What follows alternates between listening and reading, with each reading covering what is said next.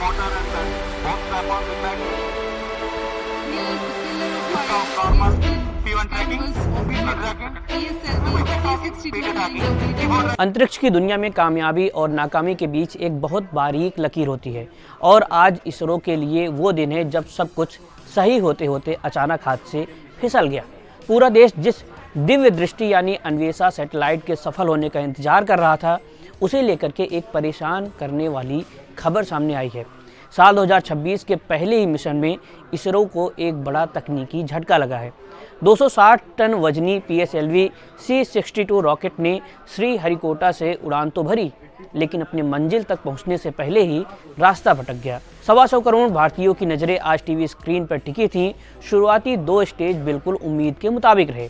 आसमान की तरफ बढ़ते रॉकेट को देखकर लगा कि इसरो एक बार फिर इतिहास रचने वाला है, लेकिन जैसे ही रॉकेट तीसरे स्टेज में पहुंचा, कंट्रोल रूम में वैज्ञानिकों के चेहरे पर चिंता की लकीरें उभर आईं। इसरो चीफ वी नारायणन ने खुद सामने आकर के जो बताया, उसने करोड़ों भारतीयों का, करोड़ों फैंस का दिल तोड़ दिया। सवाल ये है कि आखिर उस ऊंचाई पर ऐसा क्या हो गया। इसरो चीफ वी नारायणन के मुताबिक लॉन्चिंग की शुरुआत शानदार रही। रॉकेट का पहला और दूसरा स्टेज पूरी तरह सफल रहा, लेकिन दिक्कत तब शुरू हुई जब रॉकेट अपने तीसरे स्टेज में था। अचानक रॉकेट की दिशा में परिवर्तन देखा गया। रॉकेट जिस रास्ते पर जाना चाहिए था, उससे भटक गया। हालांकि मिशन का चौथा स्टेज तकनीकी रूप से शुरू तो हुआ, लेकिन उसके बाद रॉकेट से मिलने वाला डेटा अचानक बंद हो गया। फिलहाल इसरो के पास कोई अपडेटेड डेटा नहीं है कि सैटेलाइट्स इस वक्त कहाँ हैं या उनकी स्थिति क्या है। वैज्ञानिक अब डेटा एनालिसिस कर रहे हैं ताकि ये पता लगाया जा सके कि क्या वाकई ये पूरी तरह से एक क्रैश है या सैटेलाइट्स किसी गलत कक्षा में चले गए हैं। लेकिन फिलहाल की स्थिति यही है कि अन्वेषा समेत सभी 15 सैटेलाइट्स को उनकी सही ऑर्बिट में तैनात नहीं किया जा सका है। अंतरिक्ष की भाषा में इसे एक पार्शियल या फुल मिशन फेलियर के तौर पर देखा जा रहा है।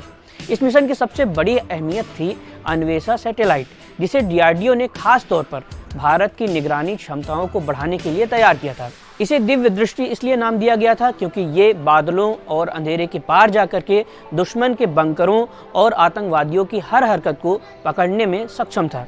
चीन और पाकिस्तान की सीमाओं पर नज़र रखने के लिए ये भारत का सबसे बड़ा हथियार साबित होने वाला था। लेकिन इस तकनीकी खामी की वजह से भारत की रक्षा क्षमताओं को मिलने वाली ये मजबूती फिलहाल टल गई है। इसके साथ ही 14 अन्य छोटे सैटेलाइट्स भी भेजे गए थे, जिनमें विदेशी उपग्रह भी शामिल थे।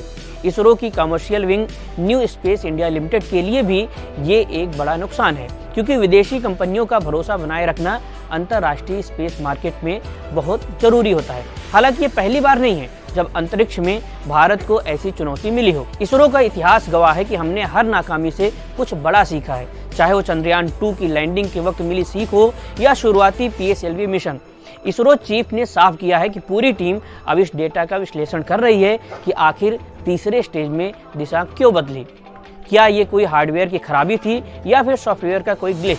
आज का दिन भले ही इसरो के पक्ष में ना रहा हो, लेकिन विज्ञान की दुनिया में हर फेलियर एक डेटा पॉइंट होता है जो अगले सफल मिशन की नींव रखता है।